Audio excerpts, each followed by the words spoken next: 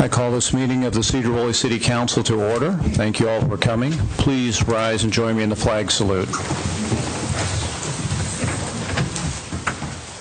I pledge allegiance to the flag of the United States of America and to the republic for which it stands, one nation under God, indivisible, with liberty and justice for all.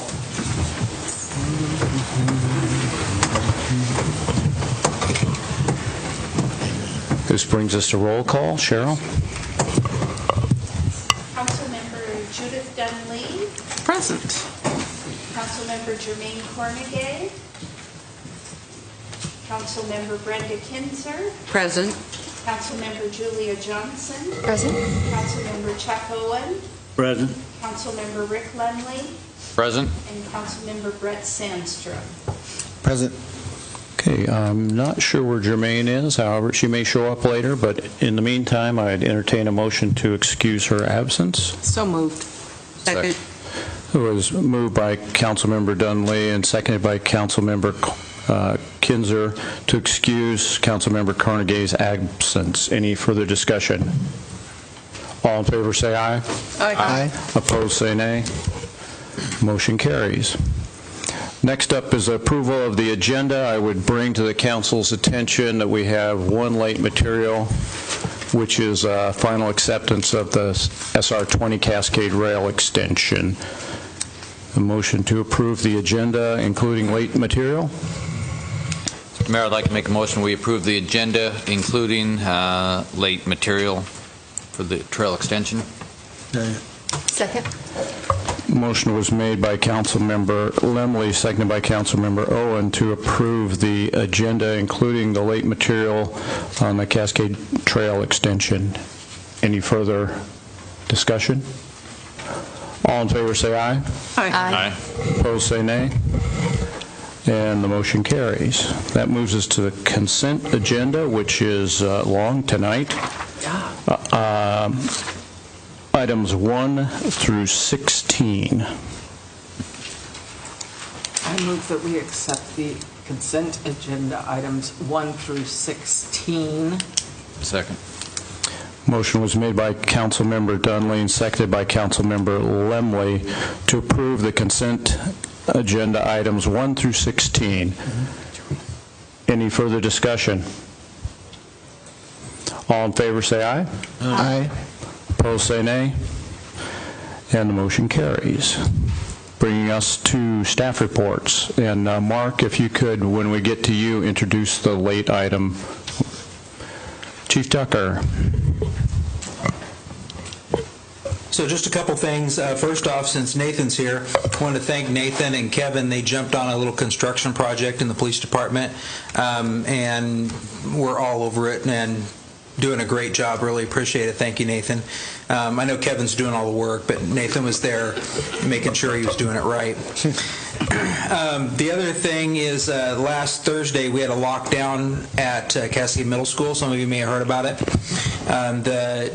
We had a report, or the staff had a report of a student that possibly had a firearm in a backpack, and word got around the school, and they isolated a kid in a classroom and called us.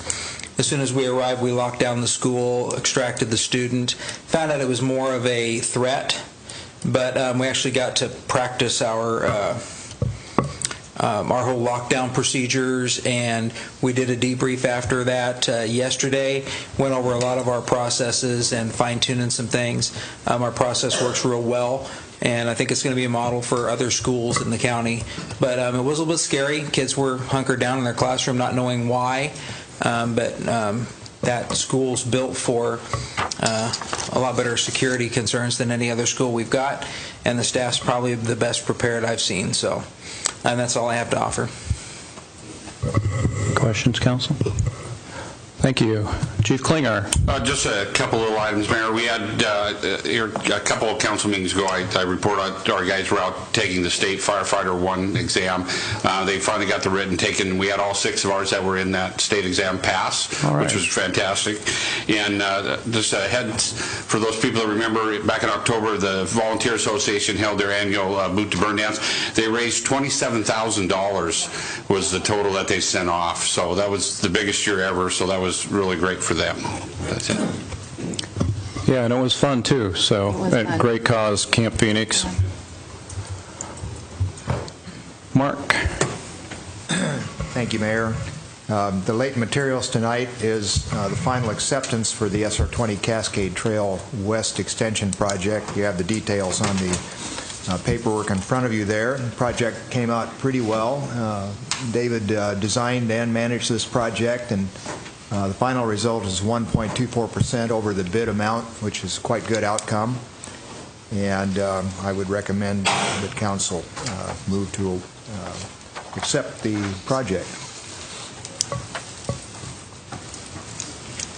Council, you have a recommended motion is on page 2. Any questions for Mark on this? This is kind of old news. Yeah, business. Mr. Mayor, I make a motion to move to approve the final acceptance of the SR20 Cascade Trail West Extension Phase 1A Trail Road to SR9 South and Phase 1B Hodgen Road to Trail Road Project Contract 2017 PW 13 as constructed by SRV Construction, Inc. of Oak Harbor in the amount of $1,048,767.87. Second. Okay, motion was made by Councilmember Johnson, seconded by Councilmember Sandstrom, and I will reread. To approve final acceptance of the State Route / Cascade Trail West Extension Phase 1A Trail Road to State Route 9 South and Phase 1B Hodgen Road to Trail Road Project, contract number 217 TAC PW TAC 13, as constructed by SRV Construction Incorporated of Oak Harbor, Washington, in the amount of $1,048,767.87. Is there any further discussion? All in favor say aye. Aye. Opposed say nay. The motion carries. Thank you. Do you have anything else, Mark, on your staff report? Just to let you know, we have been advertising for consultant statements of qualifications for a number of projects we've been discussing over the months. We've already closed on the Jones-John Liner Trail Road Scoping Study project, closed on the 7th of December. We'll be meeting tomorrow to have our first consultant selection meeting on that, and hopefully doing interviews first week in January is when that's looking like, and we'll get that selected and going. We had 3 applicants, all very strong contenders, all very familiar to Sedro-Woolley. We also have an RSQ that closes on the 19th for the design of the SR20 Township to Fruitdale Sidewalk Project. That's the lane widening and sidewalk project that was funded by TIB. With one of the grant agreements you approved tonight with the consent calendar. And also we have an RSQ closing on the 21st for the facility planning work to support a new solid waste equipment maintenance and street facility, which we've also been discussing. So we'll be coming back to you with recommendations on those for you after the first of the year. That's all I had. Anything, Council? Okay, Aaron. Just 2 quick items for you tonight. A reminder of the special meeting next Wednesday, 4 p.m. in the lobby, to bid farewell to our outgoing council members and to administer the oath of office and welcome in the incoming council members. And then the following day, Thursday the 21st at high noon, the city's having its annual recognition luncheon, which will be right here at Fire Station 1. And of course, all of you council members are invited to attend. So that's Thursday the 21st at high noon. And remind me to check and see if Rick has the record for longest serving council member. I want to find out if we have a record holder here or not. 18's a long time. Patsy. Glutton for punishment. Well, in the finance department, we're busy with year-end items, such as all those unlovely affordable health care reports, and we're wrapping up grant reporting and W-2s, 1099s, getting ready to do all of that, as well as New Year. We've got the budget, but already I have a list of amendments to bring forth to you next year, including those 3 most recent transportation grants we received. And we're busy with new wage rates, payroll tax rates, and attempting to implement the ever-changing new sick leave laws and interpretation by L&I. For 2017, revenues and expenditures are looking good. Revenues are slightly better than projected, and given any unforeseen snowstorms or floods, expenditures are looking within budget. And we're very grateful to have Amanda, our part-time staff person. It's really helped tremendously with the workload, and we feel like we can, see the light at the end of the tunnel, so to say. And she will be next year taking a Spanish course, which will be very helpful in interpreting city business at our counter. Thank you, Patsy. Anything for Patsy? Okay, around the dais. Judith. It happens just today I went to a seminar on that new law, so I can give you the down from Labor and Industries. I wanted to say thank you for finally getting that Cook Road stuff smoothed out. Also, that I love the article on our police chief in the paper. And I didn't get the memo on the sweater thing here, but I guess that maybe I'm wearing one anyway. Me neither. Very good. Brenda. Nothing. Thank you, Mayor. Okay. Close enough. Julie. I just want to thank the city for sending me to the Rewire Washington. I actually gleaned quite a bit of it, and it was fascinating to hear what a lot of our representatives had to say about the conflict in taxes, especially the B&O tax, and how that impacts both the rural and the urban, and oftentimes the needs don't match up. So that was fascinating, and I appreciate the opportunity to go. I also, I realize that it's not part of our community, but I think, in fact, they kind of are. I just want to make mention of the spaghetti feed that's happening. It's on the 16th, that's Saturday, from 5 to 8 at the Lyman Baptist Church, and that is for the Lyman flood victims. So if you have an opportunity to do that, to support them, to support our neighbors in need, that would be great. And I just want to make mention of the home tour that happened this past Saturday. It was a great success. And talking with Stacy, it sounds like we had maybe between 150 and 160 people come and made around $800 for the museum. So it was a lot of fun. There were people who came up from Seattle, believe it or not, to see our homes here in Sedro-Woolley. And they said that they were some of the most beautiful homes and one of the best tours that they had been on, and they had been on quite a few. So, compliment to Sedro-Woolley. Oh, nice. Very nice. I don't have Chuck? anything. No. Rick?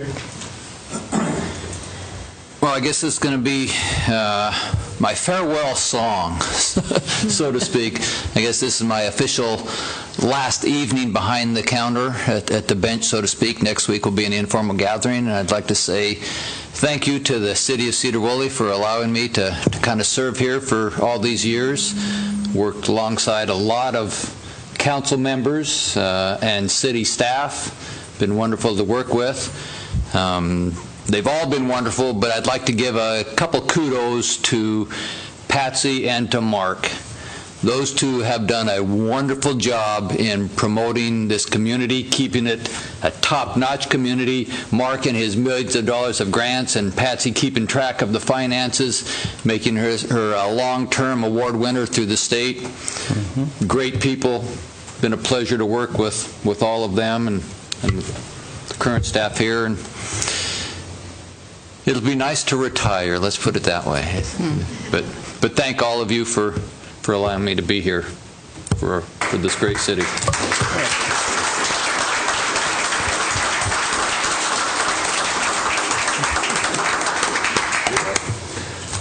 Brett? I just want to thank Stacy from the museum, Julia and Cheryl for graciously inviting hundreds of people into their homes on a home tour night. It was great and fun. Thanks. Okay, I had the pleasure to announce for the Sedro-Woolley tournament over the weekend. That was kind of a fun thing. I enjoy doing that every year. Rick, you may get to retire from here, but I was driving past the community sign the other night, and I said, what's going on over there? There's some sort of vandal, and it was just you putting the numbers up. Hopefully, in the next couple of years, we're going to get an automated sign. You can quit doing that. So, yeah, I was out there today because it wasn't freezing and it wasn't raining, so the letters came off okay. Well, we don't always know about it, but we do appreciate it. Thank you. Thanks.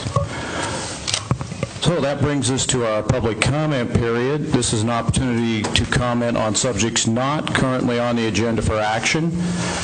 If it's a first reading, you will wait till that portion of the agenda to make comments. Please limit your comments to 3 minutes. State your name and address for the record. First up.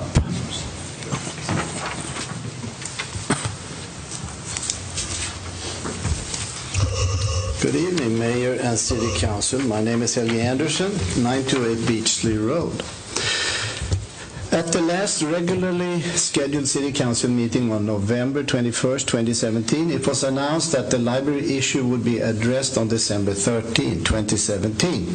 Imagine my surprise to learn that last week's work session had been transformed into a regular City Council meeting during which the library building received a first reading. Had we known, we would have been there.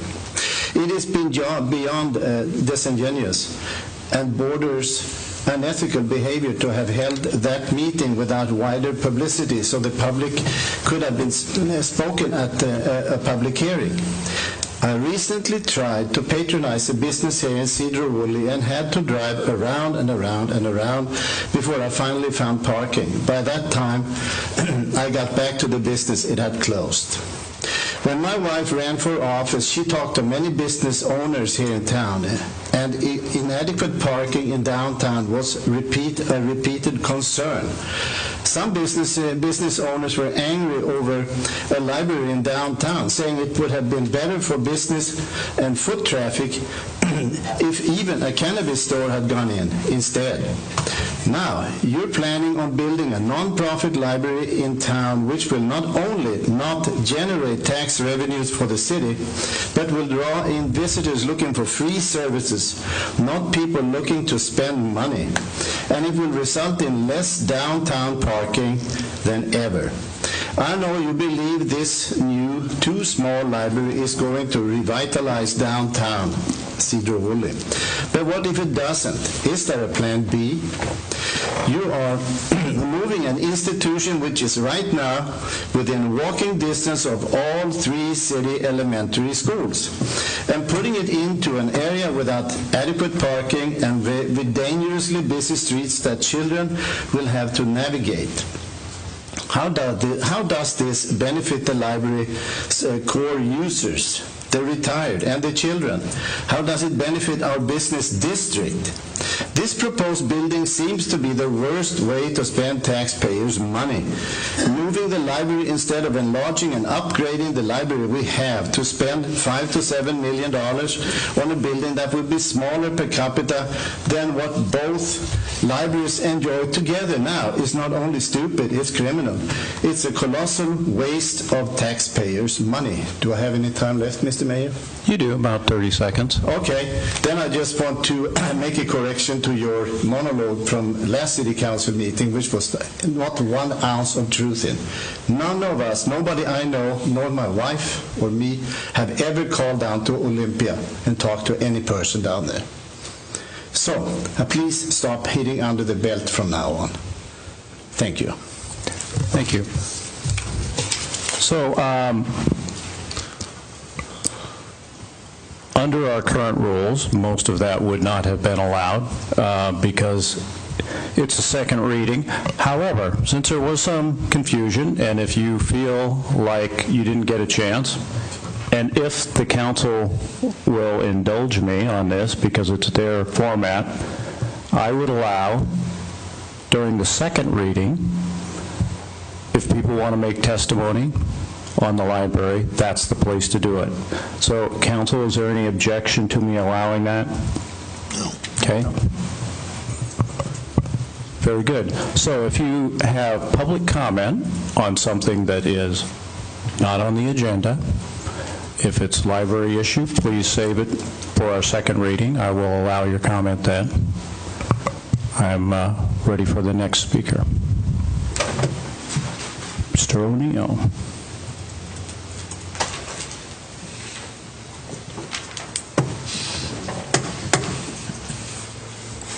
Hi, my name's Dennis O'Neill. I reside at 109 Talcott Street, and that's all I got to say. Yeah. I also have a question, not necessarily on a library, so I guess I might be qualified. If I'm not, I'll be asked to sit down, I'm sure. What I didn't understand is, you know, for quite some time we ask questions of what's going on up here, and of course we don't get answers. And this might shift into the library, so feel free to tell me to come back. But my question was that, you know, we all know, I think anybody that reads the newspaper, is the state legislature has been trying to balance the budget so they can fully fund education. We're getting penalized every month. And this is one of the things that came up. It could be related to the library, it could be related to other issues. There's 200 and some towns in the state of Washington. If every one of them is asking for money from the state legislature because we can't get our own money together for projects, the money doesn't last very long. And I was a little bit surprised. Like in lending, we always have a primary source of repayment for a borrower and a secondary source, and sometimes that's things that come dear and close to a person's heart. I remember one time there was a 57 Thunderbird that was an agreement he'd sell it if he couldn't pay us his loan off, gentlemen, a long time ago. You know, it's no secret to most people that they don't have the money to give for projects in a community such as Sedro-Woolley or Everett or upriver or whatever. And I was surprised that the mayor was surprised that the money wasn't there. I mean, I just think that's a lack of preparation and a lack of common sense. It's been in the paper, it's been on the news, and all of a sudden it's a big surprise. And I don't think trying to shift the blame to somebody else is very professional, or it's a very good of a career aspect move when you're talking about going to work in the legislature. It's, you know, you got to take ownership. If you mess up, you mess up. I don't know if we couldn't have gotten more money in that nameless, in any bond issue or not. I don't know limitations on it. I know I'm coming close to getting on the library, I apologize. But, you know, it's been in the paper. I mean, obviously, money's tight everywhere. And nobody's got a check, nobody's writing checks very quickly to anybody, especially on something that's in contention within a small community like here where the voters aren't even behind, a lot of them aren't anyway, behind what's been going on with our library. And you all know it. You get calls, I'm sure. 30 seconds. I got calls. And this thing here and this recording is what I'm basically talking to now, because I don't really expect anybody up there to see my point of view. Not to the point they're going to come up and raise it in discussion and change things that have been going on for quite a while. So I hope that people are listening at home, and I know there's quite a few of them from running an election. I knew there was quite a few of them. I was surprised how many there were. But anyway, that's all I got to say on that. Thank you for your time. Thank you, Dennis. Stepped on the library, I'm sorry. Okay, anybody else for the general public comment period? Dr. Howland.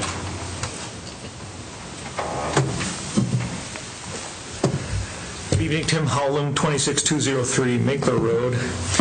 And I'm here on behalf of the bond, the school bond and levy committee that's looking to pass the school bond and levy coming up in February. I'm here to try to raise the awareness that we do have a bond proposed in February, that we also have a levy coming up at that point, that it was just passed on Monday night by the school board. About a year ago, the school board asked for volunteers to work on a project looking at the facilities of the school district and finding out what needed to be done to upgrade our facilities for the future. The committee had goals of improving academic performance through better facilities, stewardship, preservation of the facilities that we currently have and that are entrusted to our care by the taxpayers, and safety and security for the kids. As the police chief just mentioned, CMS has probably the best security in the school district right now, and it was effective. Our committee toured all district buildings, interviewed principals, staff, parents, members of the community. In a series of more than 30 meetings, we created a list of construction projects to upgrade every school. The list includes a new building to replace the current elementary school, Evergreen Elementary School, and to begin the process of repurposing the old building. The Good Beginnings preschool program will also be housed in the new Evergreen building. This bond will include new roofs for 8 of our buildings, including all of the high school buildings, new classrooms for 7 different schools, a new gymnasium and cafeteria improvements for 5 schools. There's a whole list of repair subjects for every school, including HVAC upgrades, ADA improvements, siding repair, painting. Sedro-Woolley School District has always been committed to local business and labor. The district encourages apprentice programs for our graduates, and we are going to work with local labor councils in trying to make these goals a reality. Our community will benefit from the economic impact of this bond. It means jobs for many of our citizens. I did some numbers, and this bond will provide employment for approximately 100 people for 3 years at very good wages. And that's going to really help the community. I would like the City Council to give the school district the opportunity to present more detailed information on this project as an agenda item sometime in January, if possible. So, got about 30 seconds, Doctor. Okay, thank you. May I ask a question? You may. I have a question, Dr. Howland, before you go. So I was actually at the school board, and this was handed out, and I find it very comprehensive as far as what you're looking to accomplish with the bonds and the levies. Is this going to be presented at all to the, where could the public pick this up at, do you know? Well, actually, I have that sheet in my car, and I forgot to bring it in. I can certainly bring it in and put it on the counter back here, if that's okay. Yeah, it's information. Yeah, Okay. yeah, it is. It's just information, but it's great information on what you're actually looking, what you're seeking. I was just curious as to where the public might be able to pick this up. Is it going to be mailed out? Do you have any idea? Right on the city front desk. Okay. And then there's that general one for the whole project, and then each school has the same thing, but there's a little section on it just specific to that school, going over the exact things that it does for each school. Okay. Those are available at each school. You can go in and pick those up at each school, and they're also all available at the district office. For example, we're not going to have all 8 or 9 of them here. No, I first saw it at the chamber meeting. Okay. It's been out for a bit, so. Okay. Yeah, and the chamber has the general presentation one. Okay, thank you. Thank you.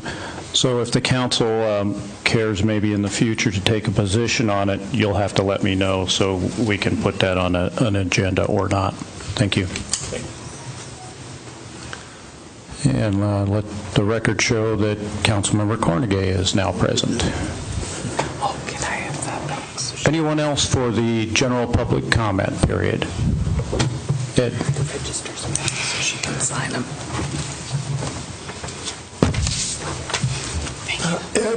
Ed Kugel, 501 Fidalgo. I just wanted to say that I think it's a good idea if we pay our bills up front and not put things on a credit card.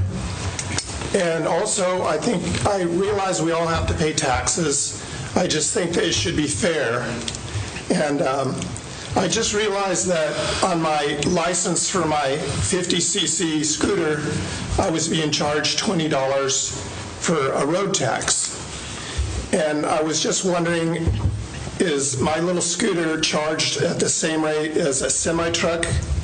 And maybe commercial vehicles could be charged a little bit more road tax than small vehicles that don't really damage our roads. Thank you. Thank you, Ed. Take a note that we might want to look at that. Well, I can address that fairly quickly. That's established by state law, so the city does not have the flexibility to change who pays the $20 tax. And just by memory, the irony is the semi probably doesn't pay it at all, but they do pay significantly higher other road taxes. So there are certain vehicles that are exempt, such as small trailers and things like that. But the city doesn't have. The city doesn't have the flexibility to pick and choose. That's state statute. That rolls out. Okay, thank you, Aaron. Anybody else for the public comment period?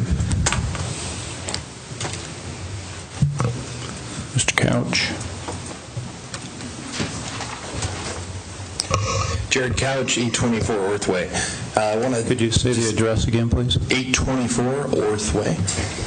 I want to thank the council, most of all, Councilmember Limley, Councilmember Sandstrom, for your hard work, your diligence through some tough issues. You, as a group, you've all remained professional when sometimes those in the crowd can not even maintain their own decorum.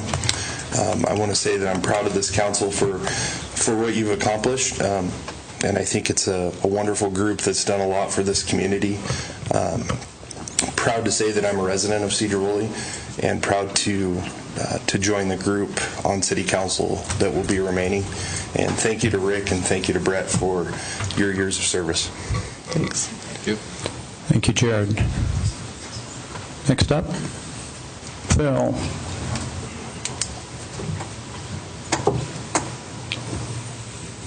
Philip Murray. I live at 223 State Street, Sedro-Woolley.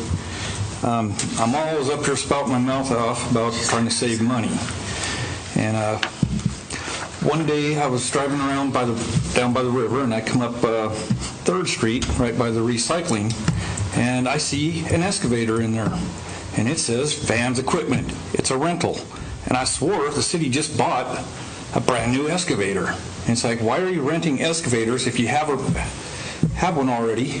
And if that doesn't work, why don't you use the 2 backhoes you have or the big loader? And what they were doing was smashing 4 motorhomes in a travel trailer. Supposedly they were full of drug needles. Instead of picking them out of there carefully, they smashed it all over. Now you've created more health hazards because they're spread out everywhere. Then you're shoving them in a dumpster. I don't know where that's going, but you made so many different hazards out there. And one was a diesel pusher, and I believe you ripped the radiator off of there full of antifreeze, and it was everywhere in the parking lot, going down the ditch, out in the swamp. And it seems like you don't have the knowledge how to do this properly, so you shouldn't be doing it. Thank you. Thank you, Phil. Anybody else? Okay, I will close the public comment period. And we will move on to public hearing. Item K, proposed amendment number 3 to the Sock Mountain Development Agreement dated January 29th, 2004. This is a second reading with a public hearing, and it's on page 165 to 174 of your packets. And Aaron, are you introducing this item? Yeah, I think I went through this in pretty significant detail at the last meeting. It's really an item that would normally live on your consent calendar. I view it as not a significant issue, but because it's a development agreement, it does require the public hearing. Essentially what we're doing here is at the top of Portobello Road, there's a little stretch of Portobello from where it currently terminates west to the edge of the power line easement that is not yet constructed, but is required to be constructed by the developers of that project. Originally, it was supposed to be built in 2007. During the recession, the city council extended it and then extended it again. And here we are today. It's supposed to be built in the next 2 weeks. And the request this time is, instead of establishing a new drop-dead date, just to add the two triggers, so there's three really, which is the development of either of the parcels at the top of the hill or upon the request of the city with 12 months notice.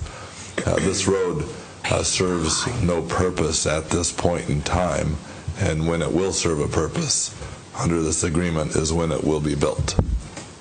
So that's the amendment, is just to add more time to the clock, but not a particular date, since we've tried that 2 other times and we just haven't gotten there yet. Any questions from the council before we open the public hearing? Okay, at 7:35, I will open this public hearing on the proposed amendment number 3 to the Sock Mountain development. If there's anyone who wishes to make testimony, come up to the podium, state your name and address for the record. You have 3 minutes. Seeing no takers, at 7:35 and 25 seconds, I will close the public hearing. Council, this is a second reading with action expected tonight, and the recommended motion, if I can get my iPad back up, is at the top of page 165, top and bottom, I guess. To authorize the mayor to approve this agreement. Mr. Mayor, I'd like to make a motion to authorize you, the mayor, to sign the agreement. Second. A motion was made by Councilmember Sandstrom, seconded by Councilmember Cornegay, authorizing mayor to sign the agreement with respect to Sock Mountain Development Amendment number 3. Any further discussion? All in favor say aye. Aye. Aye. Opposed say nay. And the motion carries. Thank you. Moving on to paragraph L, unfinished business.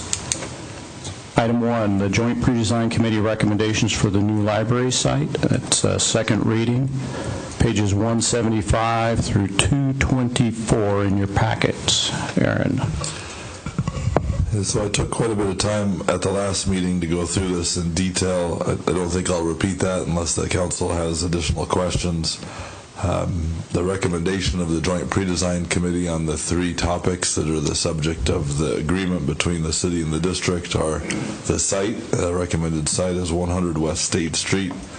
The budget, which is recommended at $5.3 million. Expandable by whatever we may get from the legislature or other fundraising opportunities. And the conceptual design is in the report that's in your packet. There's a more detailed breakdown of the budget. I think it's on page 29 of the report. And with the City Council's approval of the site, the concept design, and the budget, that will be really the council's last action in the pre-design process. If the district takes the same action, then the effective date of whichever body acts last becomes day 1 of a 60-day countdown clock before the 2 libraries would be jointly operated and the full design process would begin. So the time frame that we're anticipating, if this is approved tonight and if the district similarly takes action at their next meeting, would be full design in 2018, including document preparation, bid docs, specifications by the end of the year, with a first out-of-the-block 2019 bid for about a 10 to 12-month construction window. So optimistically by the end of 2019, probably more realistically by the beginning of 2020, the new library would be ready for occupancy. So it's a pretty big project, and quite a lot of work yet between here and there, but this is the next big step. There's 2 other items on the agenda that are related, which probably makes sense to introduce at the same time, since the council is going to be taking public comments. The second item relates to the site, and it's merely an authorization to complete the purchase of that site. The third item is a budget amendment, which includes all sorts of things that Patsy could talk about in more detail, but as it relates to the library, it includes the funding necessary to acquire the site At this point in time, that funding is an internal loan from the city's capital projects reserve fund, where real estate excise tax is deposited, and those dollars would go into the library construction fund and would be repaid by proceeds of the funding for the new library project. So it's an internal fund that would be made whole through this process. Any questions I can answer for the council at this point? Okay, if council doesn't have any comments, I will allow public comment at this time on these issues. Limit your time to 3 minutes. If you've already spoken and addressed the library, I'll give you half your time, so a minute and a half. My name is Mary Anderson, and I live at 928 Beachley Road. I read with delight in the local newspaper that the recent survey conducted on what the public wants for our library ranked the library's collection as the most important service. The public ranked the library's collection as the most important service. And yet, this proposed new downtown library building allocates only 4,900 square feet for books. That is less than the 2 libraries have for books right now. And everyone knows that the Sedro-Woolley Library is bursting at the seams. So that means at least 50%, and probably closer to 60 to 70% of the current collection will have to be thrown out. The euphemism is discarded, but let's be honest and admit the books will be thrown out. No library, even with an opening day collection and eventual growth, can easily sustain that kind of loss. I hope it doesn't lead to the loss of reciprocal borrowing with other libraries when they discover how skeletal our collection has become. Not to mention how angry our patrons will be when they discover cherished, older, out-of-print books have vanished after they told you the collection was the most important service. And by the way, even if the additional state funding comes through, extra room for books is not an option. It's 4,900 square feet per the architect, and that's that. But that doesn't have to happen. For the same or even less money as building a new library downtown, our current library could be enlarged and upgraded to give us all a library of about 19,000 square feet. As you can see, the current library is in white over here. The new, bigger 19,000 square foot library would be in additional orange. As you can see, we could all have all the bells and whistles of meeting rooms, STEAM, children's and computer areas, and keep our books with ample room to grow. There's even sufficient parking, although you can't see it on this design out here. This drawing comes to us by some skillful people I know as just a for instance possibility. The proposed 10,000 square foot library is not in the spirit of Andrew Carnegie's gift to expand learning in Sedro-Woolley. It's more in the nature of medieval book burning or the fire which destroyed Alexandria's library. Please vote no on reducing our library. It's not too late. Of all sad words of tongue or pen, the saddest are these. It might have been. Thank you. Thank you, Mary. Anyone else? Yes, ma'am.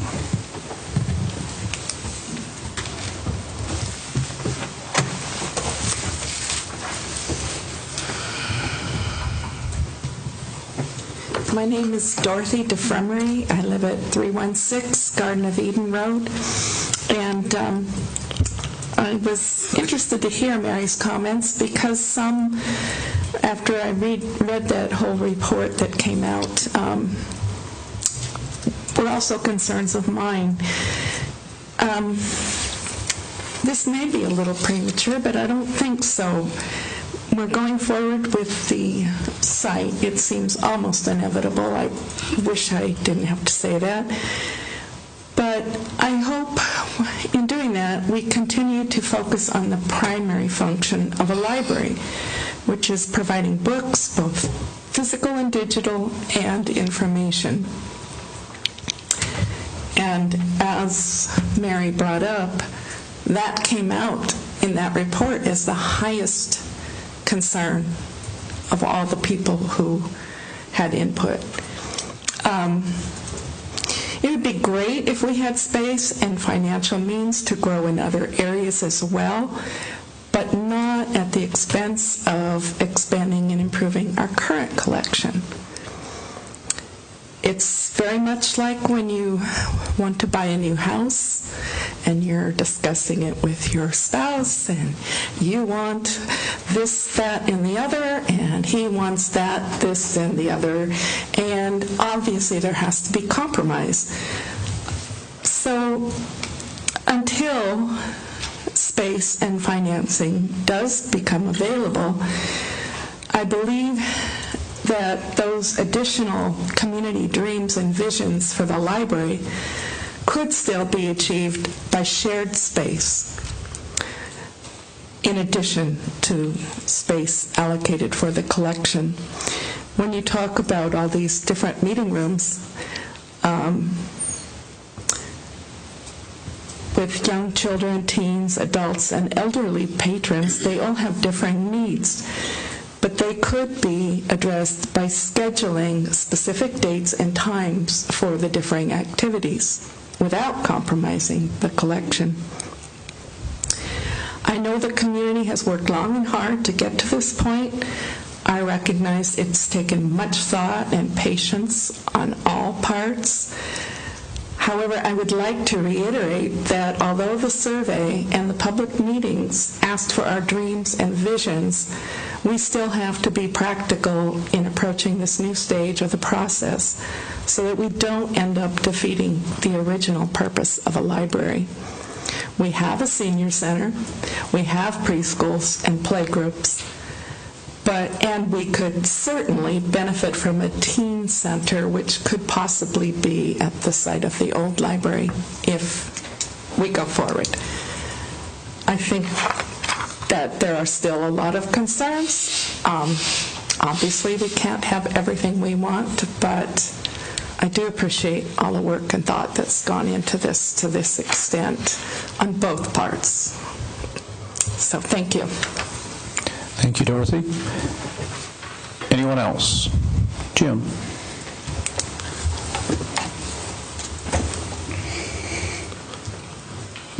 Jim Johnson, 587 Carter Street. I've probably been remiss, but this is the first time I've seen the documents regarding the library, its size and qualities and design. And frankly, with all due respect to those folks who've labored on committees, and I understand committee work, I've been on the planning commission, I taught school for 30 years, I know about committees. But frankly, I'm disappointed. I had expected much more. After the initial meetings and what seemed to be a lot of ill feeling and passion and rumors and innuendo, to see what we're looking at tonight is, for me, a disappointment. I believe in libraries. I believe in our collection and the importance of it. I'm an avid reader. I depend on the library as a community center. I'm frankly disappointed. I do like the idea of meeting rooms. I don't know how many times I've taken classes and workshops in the Burlington Library, and that's annoyed me when I could be here. But that said, the primary function is a collection to serve readers. And I know, or I don't know exactly the extent of financial difficulties or resources, but we pit ourselves, or like to think of ourselves alongside Burlington or Mount Vernon or Anacortes as a much more perhaps civic-minded community. Doesn't mean we have to compete for who's got the largest library. I'm not suggesting that, but the Anacortes Library, the Burlington Library, set some sense of possibility. They're showing us what's out there and what we could do. Again, with all due respect for the hard work, I'm a little disappointed at the vision and the proposal. It doesn't seem to me to reflect the community that we are and could be. Thank you. Thank you, Jim. Mr. O'Neill, you get 1 minute and 30 seconds, sir. And then some. Dennis O'Neill, 109 Talcott Street. I just have a question. You know, I don't understand why I only get a minute or so, because I wasn't really talking on this subject. I guess that's just the way it is. Take your full 3 minutes. I'm feeling generous. Thank you. I just have a question. You got 6,000 square feet in the existing library, and you got the downstairs area, which doesn't get any notice really, because it's not really usable, but still it's space that the library does use and does need, even if they didn't have that big collection downstairs. It's sort of sad that you're going to 10,000 square feet from 6,000, but you're losing that space downstairs in that existing library. You're spending at least $5 million. There's no budget in the world comes in on budget. There's no, I mean, you might be $500,000 off. You're going to have to go back to the taxpayers and explain why you didn't anticipate that. The basement area is going to be lost. Some of that space is going to have to be utilized for books, whether you like it or not, in the new library. So you're not going to have 4,000 additional square footage. You're not going to get it. But in the meantime, you're spending over $5 million for it. You're taking up space downtown that's going to come back and haunt everybody, whether you're still a councilman or not. You're hurting us as far as tax revenue in the future, because that's locations that businesses can't move into down the road, and there's not very many places downtown that are really open, that are really usable for new sites that are open. I mean, there's places, but the square footage is in a confined building. People want to build their own space and do what they want to do, and you're not going to have a lot of space to offer to them. So I think that we're going to lose a lot of tax money by doing this. The library is going to be too small to really even be considered. I mean, if you're going to build a new library, let's do it right. It just doesn't make sense to me. You know, you're taking up, again, parking down there that you haven't really dealt with yet. The parking's not going to be really great. I don't know what they're going to do for site improvements, you know, the paving and everything, but it's so tight now for parking, and you're ignoring all that, basically, and not really coming out and telling us how you're going to deal with it, and you're hoping time goes on, that maybe it'll solve itself. You're just not looking to the future at all with this library. It's going to be too small. It's going to be in the way of business expansion downtown. As somebody mentioned, that the schools are going to be too far away for school kids to walk to. 30 seconds. You bet. The people aren't going to be wanting to send their kids downtown to walk through the streets when the traffic's the way it is. We still have crosswalk problems with people not stopping, and it's been addressed before, and they've done a pretty good job, but it's still an issue, and it's just sad that you're giving up this location where it's at now, when there's plenty of room right there to add an addition to it. Thank you, Mayor. Appreciate it. Thank you, Dennis. Okay, we won't have any of that. It's not allowed under the rules of this body. Anybody else want to make a comment? What? Ed. This new facility. I don't know. I guess I have some questions. Ed Kugel, 501 Fidalgo Street. I just want to say I was a little bit disappointed how this whole process was taken about. I could understand maybe the mayor wanting to take charge and run this process, thinking that that's a better, easier way to do the whole process. But I think the public should have been consulted first. And I think if we could have got some public funding, we could have actually had a library that we could be proud of. Right now, the purpose for having a new library is our library is too small. We have 6,000 feet, and we have about 11,000 people. You're more than doubling the people that you're going to serve, but you're not doubling the size of our library. it should be at least 12,000 feet, and you're adding 16,000 more people. So the new library is not going to serve the citizens, the people in Sedro-Woolley any better.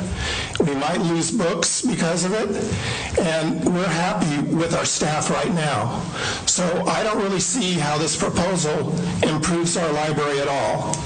And I think we need to go back to the drawing board and try to get the public support. Right now, I think you're funding our library at $300,000 a year. That's just a little bit over 1% of our budget. I think other cities like Burlington and Mount Vernon and Anacortes, they give more like 3% of their budget to the library. I think if we could increase our budget for the library, then we could do this on our own. Thank you. Thank you, Ed. Anybody else? Okay, I'll close the public comment on this unfinished business. Council, you know the drill. The recommended motion is on page 176 for item 1 under unfinished business. Mr. Mayor, I do have some questions, I guess, brought up tonight that I thought I'd get some clarity on. Go ahead.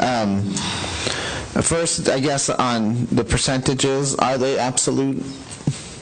So like the space for the books is 49%, or whatever the percentage was, how is that absolute? No, that's a concept. Conceptual design. Just to sort of show how space could be used, and you can see that there's more space, I think, in every category than what currently exists. I didn't talk about it tonight. I talked about it last week. If this process moves forward into the full design, then we're anticipating at least 2 additional public meetings that would be joint workshops between the City Council and District Board of Trustees, where the public would be invited to also provide comments and ideas. The first one at the 30% design stage. So, the architects won't just run off alone and do this work. There will be some continued opportunity for input and guidance and course correction as the process moves forward.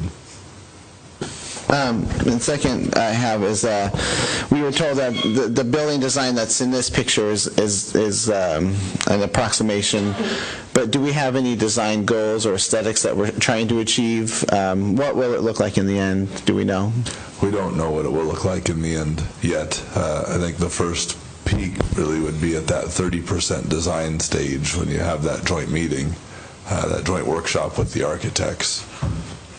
Now, if there's some vision for the aesthetics, that really wasn't captured in the survey, which was, largely more about how libraries are used, then that certainly would be good information to pass along. Well, I suppose early on in the process, the mayor was talking about something that was reflective of the community, but the drawing is, it seems different than kind of the classic ideal that was originally brought up. So I just didn't know if there's any goals or designs that we're kind of striving for. Yeah, well, I've heard, the principal architect, Kevin Kane, has talked about, a building that is respectful of its place in an historical community, but also is new and represents the future of libraries. So, that's that mix of how do you make something that fits in but isn't made to mimic what was once there but is now gone. So it doesn't stick out like a sore thumb. Maybe think the EMP in Seattle, but on the other hand, also, does look forward and invites people into a new experience. Thank you. Anyone else? Yeah. So one thing I want to reiterate is that we still do have time to look again at the space allocation. We still can take input on that. We still have time to decide what is best for the community and what the community input is on that. We can still change that. Yeah. Now the space allocation is somewhat how the library is actually used. So some of it's going to be how it's constructed, but some of it is just how it's used. So that's something that's also, I think, became very, very clear through the survey, and also in particular through the focus sessions held with the library employees, is libraries need to be flexible and that they change over time. So, we don't know what a library in 5 years will demand. I mean, clearly it's going to have books and places for people, but how those interrelate and how those spaces get used will shift. So, it's design. I expect flexibility to be built into the design. Yeah, good. Okay. I think isn't that kind of what we saw with that extra, like if they get the extra funding, that they kind of have a little more flexibility in how many spaces are used for, what was three other things, space for kids or whatever. They'll be able to add more space in those areas that were already there. Yeah, so you're talking about page 19 of the report, or page 195 of the packet, which is also represented on the second board in the back there, that shows, and those are all, you can see plus or minuses around them. They're also not going to be aggregated into the boxes you see there, right? The seating might be in the collections and therefore make that area larger, and so on. But what this particular page is intended to show is that the project budget that's presented tonight would build a 10,000 square foot library that does all of these things, including the early learning, the STEAM, and lifelong learning. But additional dollars would provide additional square footage that could be dedicated to those particular uses. So with that $2 million, it's not unrealistic that we could see 3,000 to 4,000 additional square feet that could provide the STEM center or the STEAM area that would be not a shared flexible space, but a dedicated space. Mm-hmm. Any other comments? Recommended motion is on page 176. I'd like to make a motion to approve the Joint Pre-Design Committee's recommendations for the new library site, conceptual design, and budget as addressed in the partnership interlocal agreement. Second. Okay, motion was made by Councilmember Dunley, seconded by Councilmember, you're outgoing, so I'll give it to Brett Sandstrom, to approve the Joint Pre-Design Committee's recommendation for the new library site, conceptual design, and budget as addressed in the partnership interlocal agreement. Any further discussion?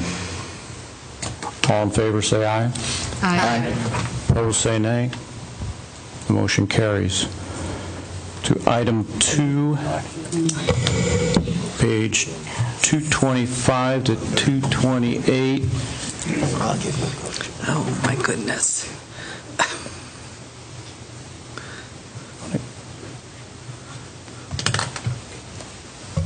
Excuse me. Well, I introduced this topic already, but just to put a finer point on it, there are 2 resolutions in the packet. One that specifically authorizes the mayor to execute the necessary documents to close the real estate transaction to purchase the property at 100 West State Street. I don't actually think that's technically necessary, but our title companies like those.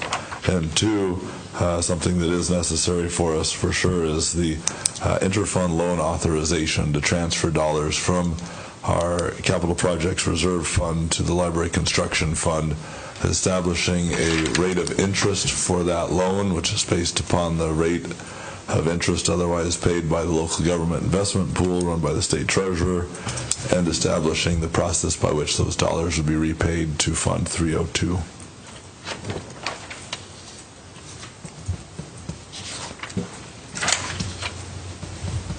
Okay, as to paragraph 2, the recommended motion is on page 226, and the resolution number is 977-17. What page number? Top of 226. 226, right here. 226.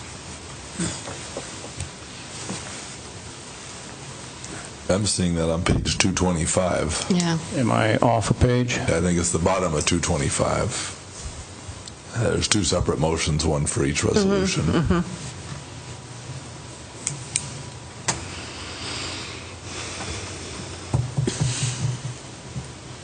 Do I hear a motion? Resolution would be 97717. The library, man. Do them both. Mr. Mayor, I make a motion to adopt the attached Resolution 977-17, authorizing the mayor to execute necessary documents to complete the land acquisition for the new library. Second.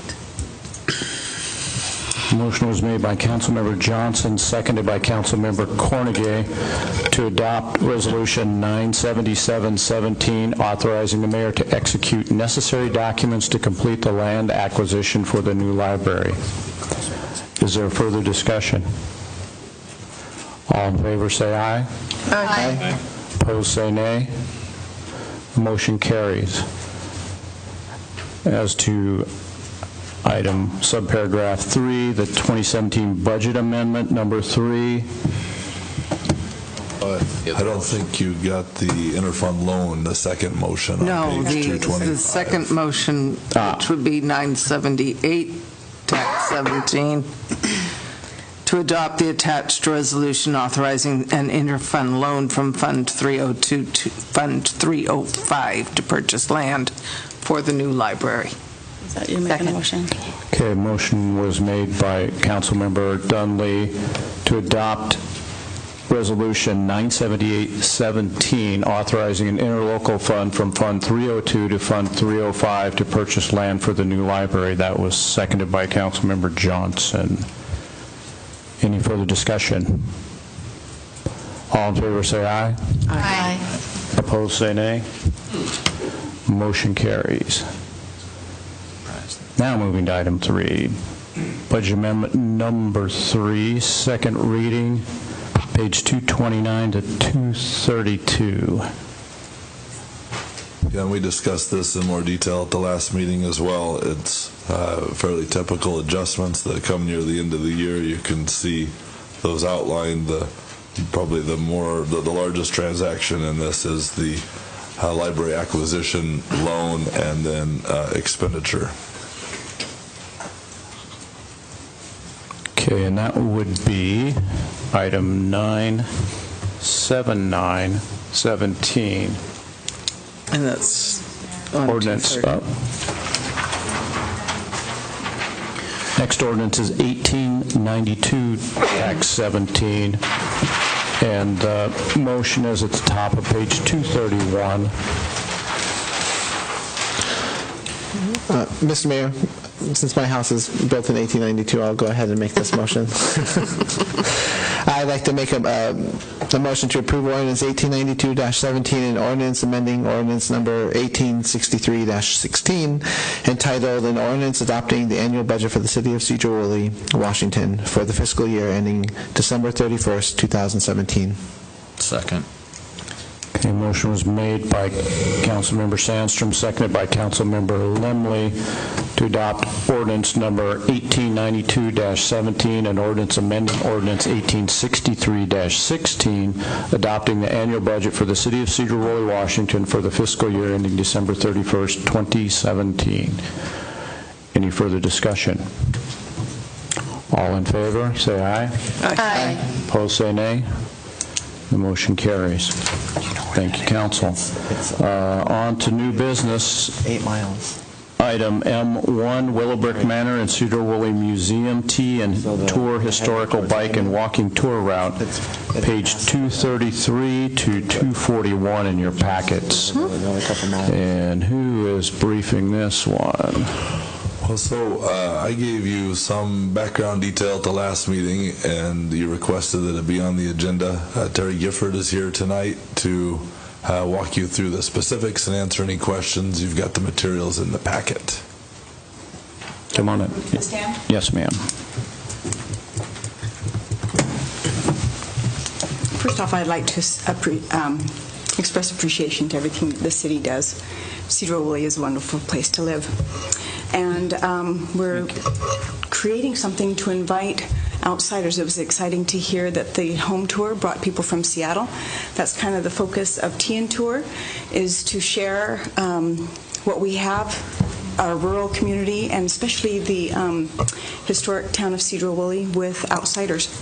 Not only that, but to educate the people who've lived here forever and really don't know the full history of Sedro-Woolley.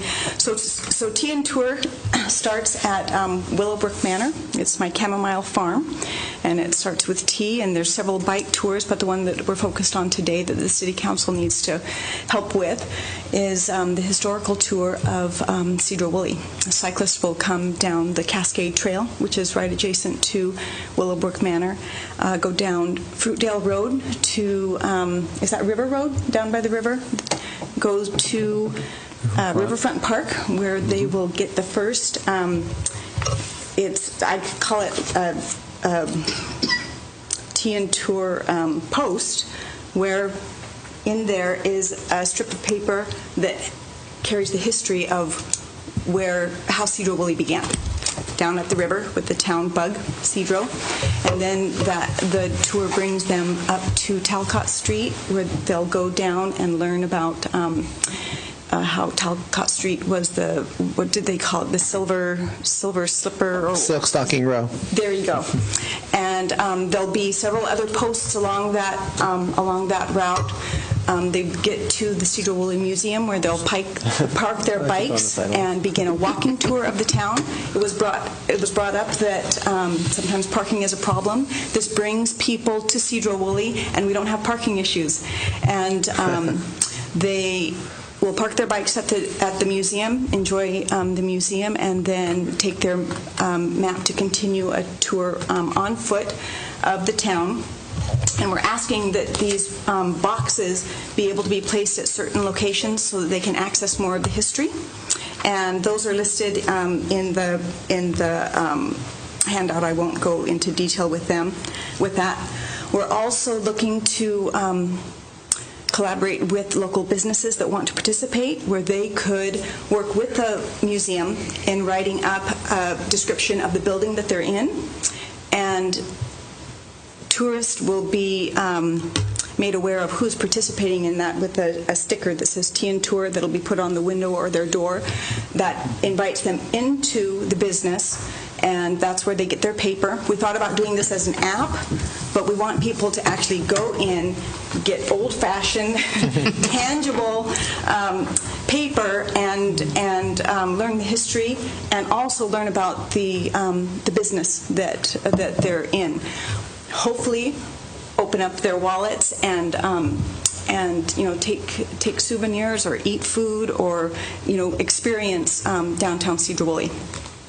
After the walking tour, they'll get back on their bikes, go to Ferry Street, over to Township, up to Wicker, go through the cemetery, and then link back up to the trail to return back to Willowbrook Manor. So I guess what I'm asking is for the town's permission to make this a viable thing for our town, to make Sedro-Woolley something that the city folk talk about. And when they go back to work on Monday, say, "Wow, I discovered this great town. It's called Sedro-Woolley." And they have great cinnamon rolls, and they have a Christmas tree in the middle of their street. I mean, who does that? The bike tour won't be at Christmas time. We're planning to do it from June through September, and kind of that's it in a nutshell. Are there any questions? Yeah, I'm wondering, will the boxes be secure? Will they only be accessible to the tour members? Yeah, the touring members will have keys. A key, okay. Right. They'll be locked and stocked weekly to make sure that the information is there. I guess I live on that route, on Silk Stocking Row, and I wanted to know, can homeowners participate? Can we request a box? Because I would love to share information about our house. And Brett's looking for a job, so tour guide. We would love that. At the same time, we respect the privacy of the homeowners. In the museum especially, they've had the experience with the home tours, and I guess what I'm saying is not to have people come in, but to have a little box that they can. I would love to have that. I just I just worry about other people thinking, oh, well, I'm going to go up and knock on their door. You know, you know what I'm saying? But if you'd like to have a box, Mona, we're right there. I have a suggestion that might work. One of the local historic, well, not local, I wish it was local, a historic hotel, they have like artwork, and you can go around and just look at the artwork, or you just read about it in a pamphlet that about the history of the art and the people that are in the art. And so I thought maybe for some of the homes, like included in that could be some history about, say, the Bingham House and things like that in there. Not necessarily a box at the house, but just maybe something they could read in there, you know, along with it. What we talked about I've been working with the museum is to specify, to give the history that the Bingham House was on this street, maybe not perhaps say exactly where it is. I especially want to, I want to bring people, but I also want to protect people's privacy. So, you know, we're open to suggestions. This is a concept that I'd like to see morph into something that, you know, benefits everyone. And bravo for the invitation. Terry, there's a list of locations here that says include, so is that not an inclusive number? How many are we looking at? I think there's 8 or 9 on your list. These are the ones that are in town. I think that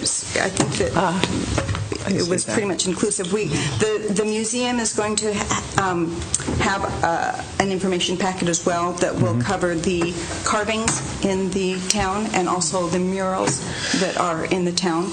So I think that what's listed there is pretty much what we had looked at.